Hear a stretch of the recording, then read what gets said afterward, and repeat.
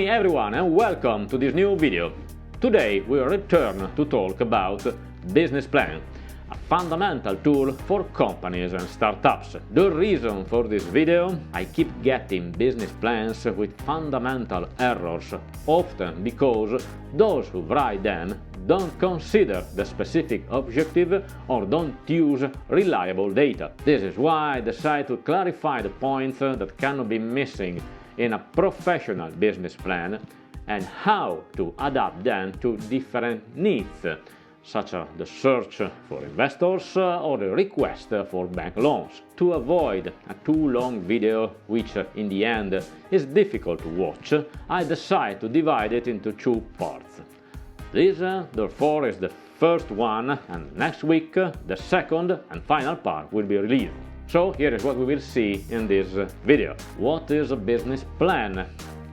The topics of a professional business plan, and next week we will cover mistakes to avoid and who can write a business plan. So let's begin, but first of all, our intro.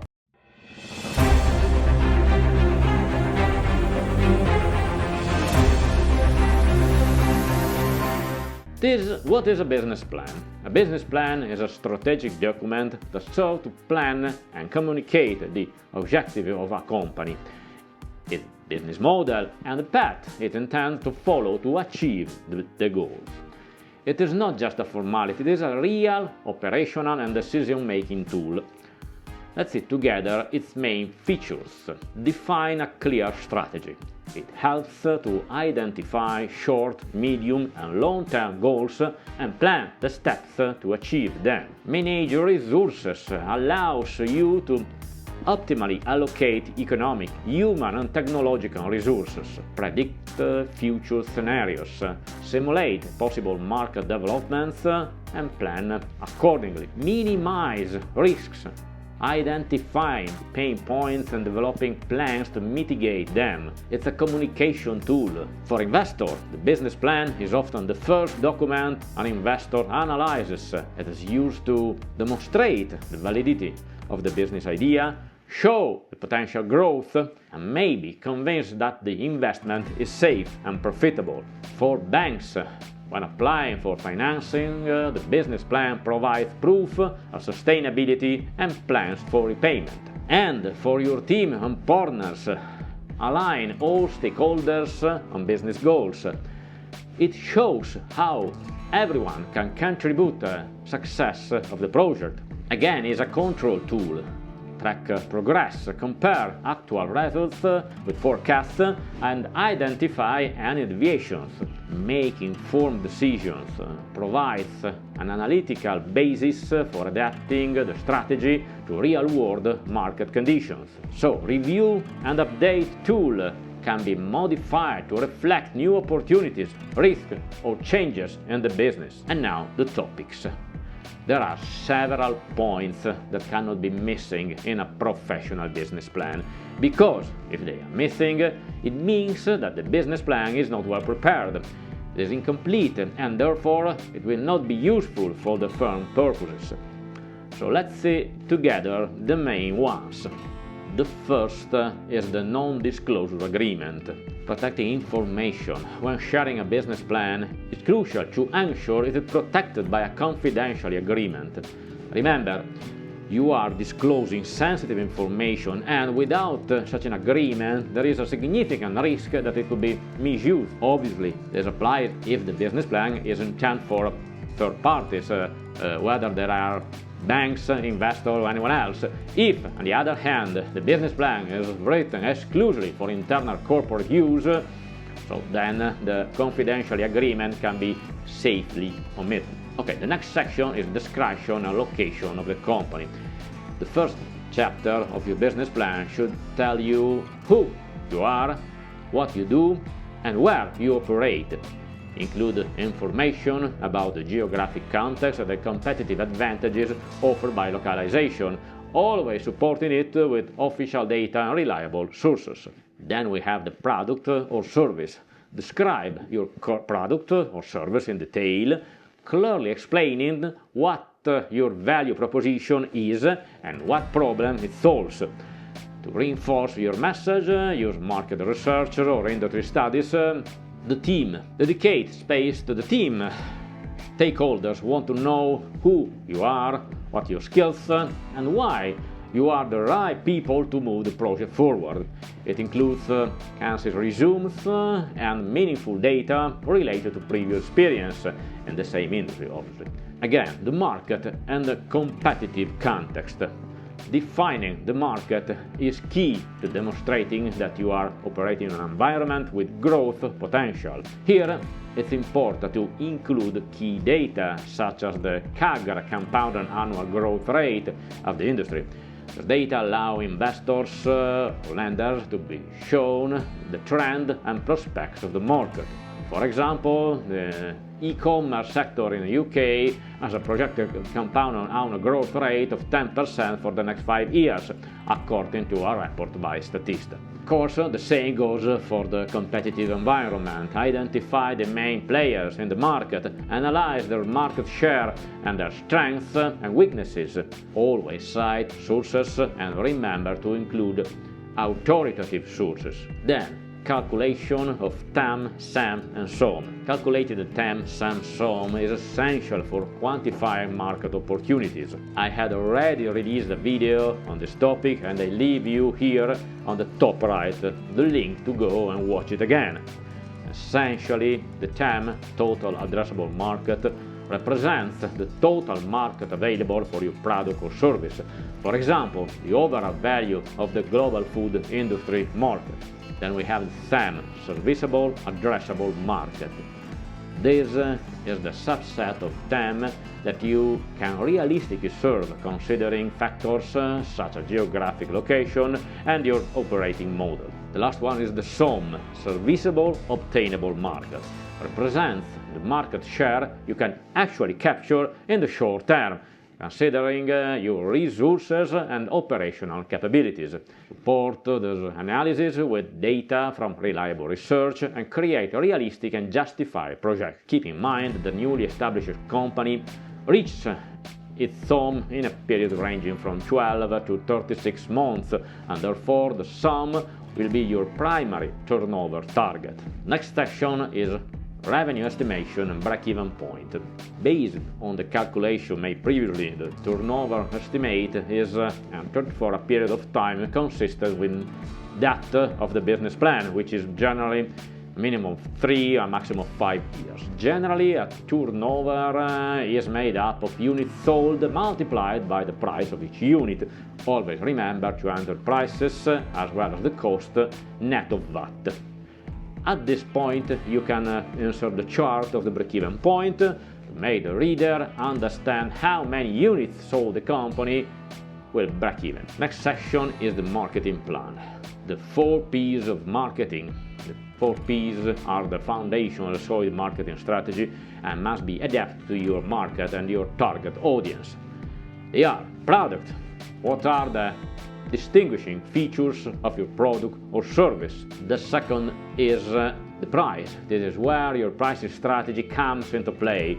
So which one did you decide to follow, for what reason, and on the basis of what data? Then we have third place. Where and how can customers buy your product? And the last one is promotion. What tool will you use as your ADS strategy? Social media, events, online advertising. So we have geographical and buyer targets. Define your geographical target and buyer profiles. So where do you intend to operate? Local, national, international, motivating them, of course. And then we have the buyer persona. Identify your ideal customers, segmenting them by age, profession, income, or interest. And then a section for the competitors. Who are your main competitors? What are their strengths and weaknesses? And last, your competitive advantage. Competitive advantage is what sets you apart. It will be a patented technology, a green proposal, or an innovative operating model. Make sure it is clear and backed by data. Next section, competitive strategy. The competitive strategy chapter includes two analyses, SWOT and Michael Porter's analysis of external forces. The SWOT analysis allows you to identify the company's internal strengths, weaknesses, as well as the opportunities and threats arising from the external context, so providing a strategic view to guide business decisions. Complementary to this, the application of Porter's 5 forces makes it possible to evaluate the competitiveness of the sector, analyze the power of competitors, new entrants, suppliers, customer and substitute products to outline a winning strategy in the market. Next section is risk management. A solid risk management strategy is crucial for identifying, assessing and mitigating risks that can affect the success of the business.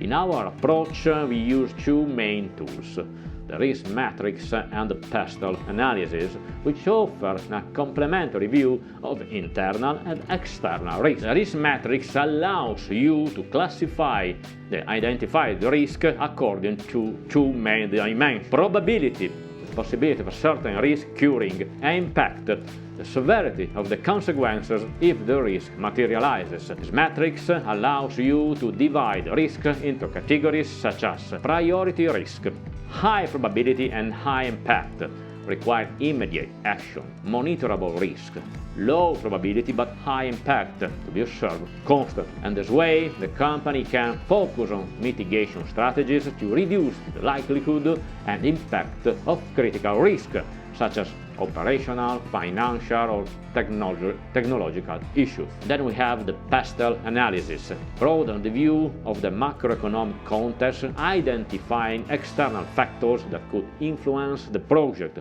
The 6 main dimensions are political, regulatory changes, political stability, fiscal policies, economic, changes in interest rates, inflation, recession, or growth opportunity, social, changes in consumer behaviors, cultural trends, demographics, then technological innovations, technological obsolescence, investments in research and development, environmental standards, sustainability, climate change, legal, industry-specific regulation, intellectual property rights, labor regulations. So, the pestle analysis allows you to anticipate the systemic risk and adapt business strategies to minimize their impact. For example, unfavorable regulation could push the company to diversify its target markets. By combining the risk matrix with the pestle analysis, the company gains a comprehensive view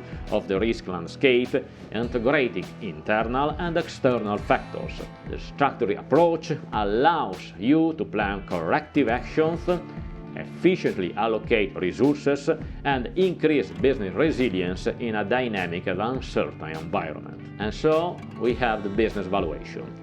Business valuation is a crucial step, but it is only necessary if the business plan is aimed at institutional investors such as business angel, venture capital funds, and so on. On the other hand, if it is not required, for example, if the business plan is for a bank to obtain a loan, where other aspects such as financial sustainability or creditworthiness will be evaluated. When proceeding with a business valuation, it is essential to use a scientific accepted methodology, clear and replicable. In my practice, I follow the procedure recommended by Professor Damoradan, one of the world's leading experts in the field of business valuation. I use the discount cash flow methodology, which has been modified to take into account the specificities of a startup if need. Our procedure is aimed at calculating the pre-money valuation, the value of the startup before the entry of new investors, the post-money valuation, the value of the company after investment, and the percentage of shares due to the investor, calculated on the basis of the amount invested and the pre-money value. And last, the exit value, an estimate of the value that the company could achieve in a hypothetical future exit, taking into account future cash flows and the market environment. So thanks to this rigorous methodology, And keep in mind that the company valuation is always an art rather than science. We can provide investors with a reliable estimate of the company's current value and future prospect, which is essential for negotiating capital inflows in a beneficial and transparent manner. So we have the use of funds and cost structure. If a funding round is planned, it is essential to clearly define how the funds raised will be used, highlighting the link between investment and the growth of the company. Transparent planning of the use of funds helps to strengthen investor confidence and demonstrate that capital will be deployed strategically. The funds raised in the round will be allocated in the following key areas: manufacturing, investment in facilities, machinery, technology, and raw materials to increase production capacity and improve operational efficiency. Marketing and sales, creation of advertising campaigns, brand development, expansion into new markets, and customer acquisition. Human resources, hiring key personnel for the team, training and developing internal skills. General and administrative expenses related to infrastructures, offices, software, tools, or legal, accounting, consulting service. This vision ensures a target and rational use of the funds aligned with the company's growth and sustainability objectives. And then we have the cost structure of the business. Understanding the business cost structure is critical to monitoring operational efficiency and ensuring profitability. Costs are divided into the following main areas: production cost, purchase of raw material, maintenance and updating of machinery, energy and utilities used in production processes, marketing cost, budget for digital and traditional advertising, cost of marketing automation platforms, expenses for events, promotional materials, again human resources cost, staff compensation and benefits, training and development cost, recruitment and selection cost, general and administrative cost, like office rents and utilities, legal, accounting and tax consulting services, IT expenses, management software and digital infrastructure. To ensure effective control, a cost monitoring system will be implemented through key performance indicators, KPIs. This approach will allow you to identify areas for improvement, optimize resource allocation, and reduce unnecessary spending while maintaining a focus on strategic objectives. So the first part of our video on creating a professional business plan concludes here. Join us next week for the second and final part, where we will complete the list of essential sections to include in a business plan and cover the final chapter. If you have any doubts or need support, my studio is available to accompany you on this journey. We write customized business plans adapted to the needs of startups, small and medium enterprises, and large companies with a professional and result-oriented approach. So, thank you for watching this video. If it was useful to you, leave a comment, subscribe to the channel, and activate the bell so as to not miss the next content dedicated to strategic planning and corporate finance. Before closing, I wish you a happy and successful 2025.